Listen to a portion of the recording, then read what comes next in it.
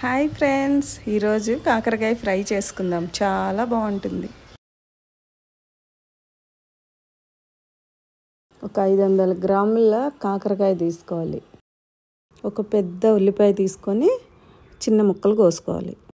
ఇప్పుడు మనం ఎండు కొబ్బరి తీసుకుందాం. జీలకర్ర, వెల్లుల్లి, కారం, ఉప్పు. ఒక గిన్నెలోకి కాకరకాయలు తీసుకొని నీళ్ళు వేసుకొని బాగా కడుక్కోవాలి. ఇప్పుడు మనం కాకరకాయలు ముక్కలు కోసుకుందాం. కాకరకాయని 4 ముక్కలుగా చేసి చిన్న చిన్నగా తరుక్కుందాం. ఇట్లా అన్ని ముక్కలు చిన్న కోసుకొని ఒక గిన్నెలోకి తీసుకుందాం.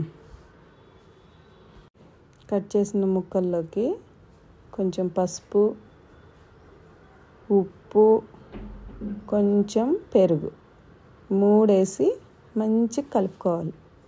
ఇట్లా చేయడం వల్ల చిన్నపిల్లలు కూడా కాకరకాయ తింటారు, చేదు ఉండదు. ఇప్పుడు స్టవ్ మీద గిన్నె పెట్టుకుందాం. గిన్నె వేడెక్కినాక కొంచెం నూనె వేసి కాగిన తర్వాత జీలకర్ర వేసుకుందాం. కొంచెం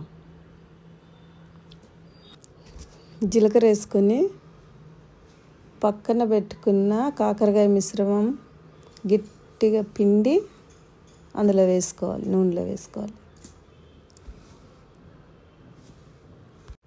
కాకరకాయ మొత్తం పిండి అందులో వేసుకోవాలి.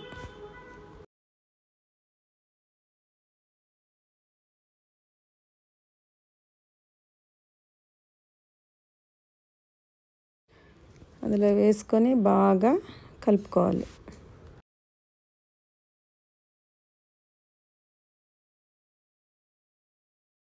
కాకరకాయ మెత్తబడ్డాక ఒక పెద్ద ఆనియన్ ముక్కలు వేసుకొని కొంచెం కరివేపాకు వేసుకోవాలి.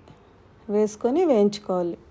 ముందే ఆనియన్ వేసుకుంటే మాడిపోతాయి, అందుకని కొంచెం వేగినాక వేసుకుంటే టేస్ట్ బాగుంటుంది. చాలా బాగుంటుందండి కాకరకాయ కూర. బాగా కలుపుకొని మళ్ళీ కొంతసేపు వేయించుకోవాలి. కాకరకాయ ఎంత వేగితే అంత టేస్ట్ వస్తుంది.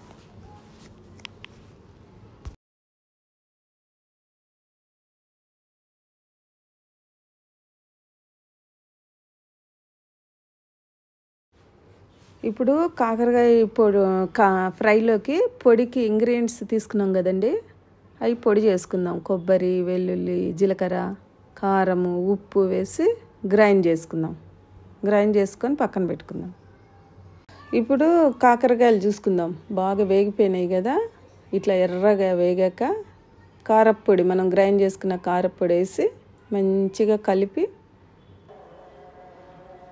అందరికీ ఆరోగ్యానికి ఎంతో మంచిది కాకరకాయ. షుగర్ ఉన్న వాళ్ళకి మరీ మంచిది. కాకరకాయ వారానికి ఒకసారన్నా తినాలి.